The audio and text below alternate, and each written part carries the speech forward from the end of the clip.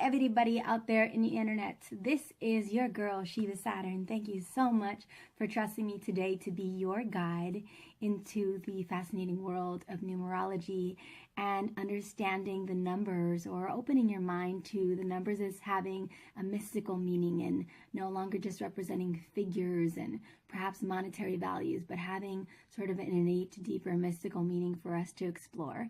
So I'm excited to be your guide here today. Thank you for clicking, and make sure to click the like button if you like it.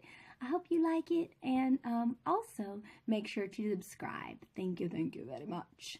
Now, to get down to the nitty-gritty, we're going to be talking about the number 3. I have done a series of numerology videos talking about the mystical interpretations of the numbers, and I took down my number 3 video because I was not happy with it.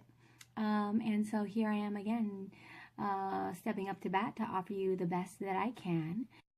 So when we talk about the psychology embedded within the number 3 from an esoteric, occult, mystical, or spiritual perspective, we want to understand the numbers that come before it, because that'll help us understand where the energy is flowing, and also to understand the psychology and the mindset of the numbers that come before it.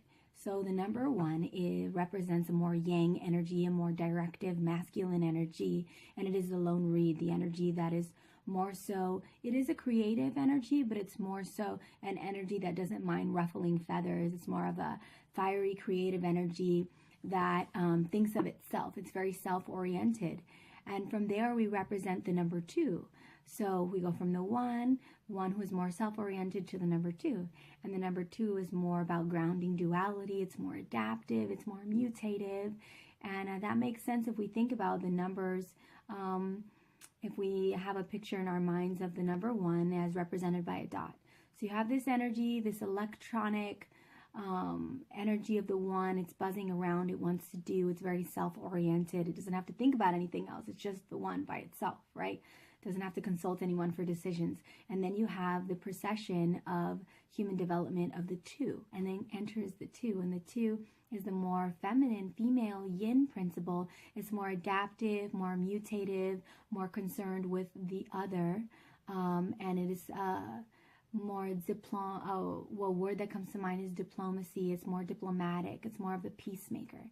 So you go from the 1, the yang energy, to the 2, the duality, representing the nurturer, one who's willing to make adjustments and be more conscientious and considerate of the energy in it that surrounds it, in order to make peace and acknowledge and recognize the different moving parts. That's the 2. And then from the 3 is really special because prior to this point, if you think about it, you have the 1 energy, it's by itself, and then you have the 2 energy. There's no real shape that can be created. Once you bring in the 3, a pyramid forms. So 3 is very special because it contains the energy in a shape for the first time. You have the 1, the lone reed, then you have the 2 buzzing around in the duality, and then 3, it starts to contain. So it's the beginning of the material form in a sense. And many religious doctrines or spiritual doctrines, they discuss this. They talk about the pyramid as being a high vibrational conduit, a kinetic energy, a conduit for the past, the present, and the future as being one, is the Trinity, right? Mother, father, child, or depending on your family dynamic, 2 parents and a child. Also, you have the Father, the Son, the Holy Spirit. You also have the heaven, earth, and the underworld. You have the conscious, the subconscious, and the superconscious. So it's grounding and molding together this very diverse energy. You have the yin energy, or the yang energy of the 1, the more masculine yang energy of the 1. Then you have the adaptive, mutative, receptive, conscientious energy of the 2, the peacemaker. That's the yin, the feminine principle, the yin energy. And then you come together with the 3, and it's like this magical energy that happens, this magical marriage between the two, is the 3, which welcomes diversity. And the 3s are very concerned, 3 as it relates to personality, is very concerned with art, beauty, appreciation, newness, loves to learn new topics. It has this beautiful childlike innocence about it, this very innocuous energy that's sort of very intellectually curious. And 3 professionally, as it relates to the career, does well in artistic, intellectual, or creative pursuits. It's very difficult for the 3 to do sort of any routine work that's monotonous. The 3 is essentially the artist.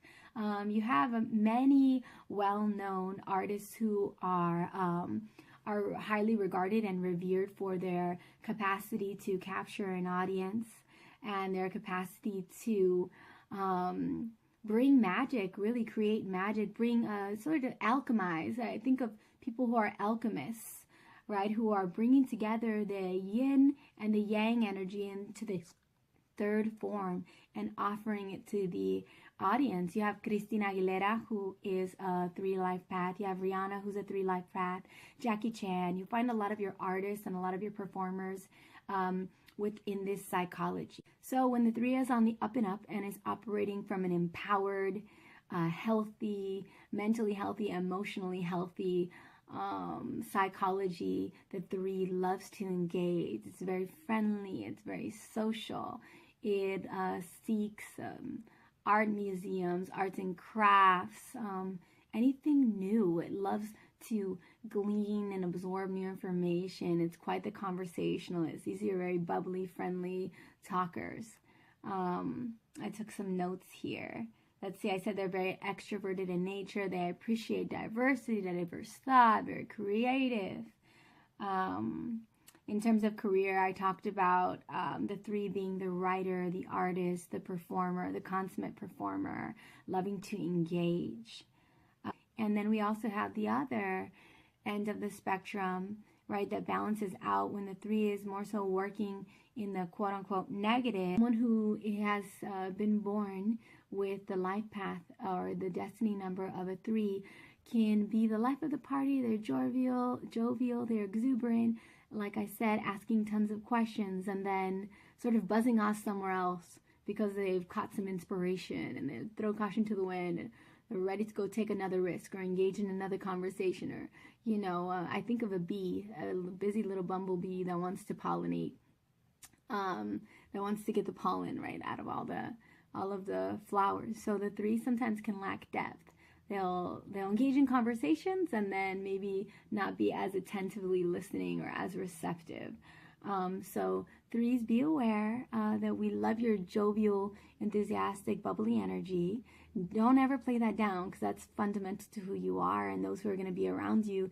You know, you need to be around people who are going to celebrate you as you are. At the same time, there's always room for growth. Make sure to involve yourself in friendships, in romantic relationships, and in professional arenas where your gift of gab, your gift of the gab, your sociability, and your love for all things creative are appreciated, because that is a gift that you also offer to the social sphere.